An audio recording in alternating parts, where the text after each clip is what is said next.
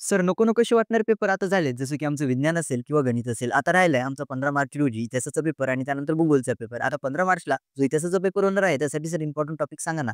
पाठ्यपुस्तकात तर सगळंच मिळतंय हो. सगळेच धडेच इम्पोर्टंट आहे आणि त्यावरतीच क्वेशन्स येणार आहेत. परंतु इम्पोर्टंट टॉपिक्स कोणते आहे? आमच्याकडे 1 दिवसाचा गॅप दिलेला आहे. तर नेमकी कोणते टॉपिक्स आम्ही कव्हर करायला हवेत? कोणते टॉपिक्स आम्हाला खरंच इम्पोर्टंट आहेत, जे की वरती 100% प्रश्न येतो, तर ते टॉपिक्स आमच्यासोबत शेअर करा. अशा अनेक साऱ्या कमेंट्सला आम्ही उत्तर दिलेलं आहे. तर बघा, आजच्या व्हिडिओमध्ये तुम्हाला 8 मार्काचे आय-एम-पी सांगणार आहे. परंतु त्याआधी तुम्हाला वेटेज समजून घेणं अगदी महत्त्वाचं असेल. जस्ट 1 सेकंडमध्ये तुम्हाला वेटेज सांगतो. बघा विद्यार्थी मित्रांनो, इतिहास म्हणून चालणार नाही. नाव लागलं इतिहास आणि राज्यशास्त्र. तर राज्यशास्त्रावरती तुम्हाला 12 मार्कचे क्वेशन्स असतात आणि इतिहासासाठी तुम्हाला 28 मार्क.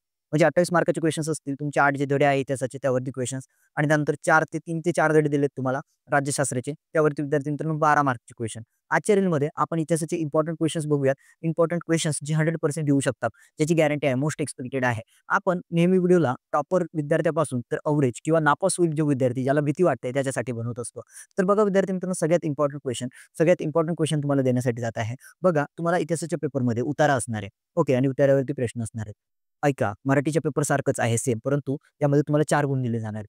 4 गुण दिले जाणार आहेत. तुम्हाला उत्तर असेल पाठ्यपुस्तकातील धड्यावरती एखादा धडा असेल, कोणताही धडा असेल इतिहासाचा, त्यावरती उत्तर असेल, त्यावरती प्रश्न विचारले जातील. आता बघा आम्ही तुम्हाला एक पीडीएफ प्रोव्हाईड करू विद्यार्थी मित्रांनो, ज्यामध्ये तुम्हाला उत्तरं मिळतील. एक प्रत्येक धड्यावरती उत्तरं मिळेल. एकदम इम्पोर्टंट उतारा. त्यावरती 4 प्रश्न असतील. ते 4 प्रश्न फक्त पाठ करून जा. त्या 4 प्रश्नांची उत्तरे शोधा, ती पाठ करून जा आणि तुमच्या 15 मार्चच्या पेपरमध्ये लिहून या.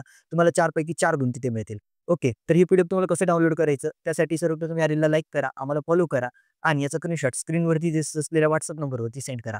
परंतु पीडीएफमधील सगळे उत्तरे कव्हर करायचे आहेत. त्यामधीलच येतील 99.9% चान्सेस आहे. कारण ही उत्तरे इम्पोर्टंट आहेत आणि यावरती 4 मार्क तुम्हाला दिले जातात. त्यानंतर विद्यार्थी मित्रांनो टिपा लिहा तुम्हाला असतं.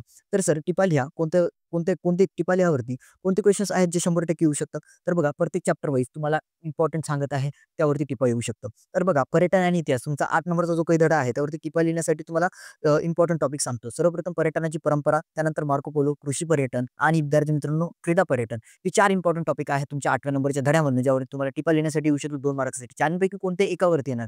4 वरती डायरेक्टली येत नाही. त्यानंतर विद्यार्थी मित्रांनो जो काही तुमचा 7 नंबरचा धडा आहे ना विद्यार्थी मित्रांनो खेळ आणि इतिहास यावरती विद्यार्थी मित्रांनो खेळणी आणि उत्सव हा एक इम्पोर्टंट टॉपिक आहे ज्यावरती तुम्हाला टिपा लिहिण्यासाठी येऊ शकतो 2 गुणांसाठी किंवा खेळ व चित्रपट या 2 टॉपिक्स हा एक टॉपिक आहे ज्यावरती तुम्हाला येऊ शकतं टिपा लिहिण्यासाठी. हे 2 टॉपिक झाले. त्यानंतर विद्यार्थी मित्रांनो पुढे बघूयात आपण.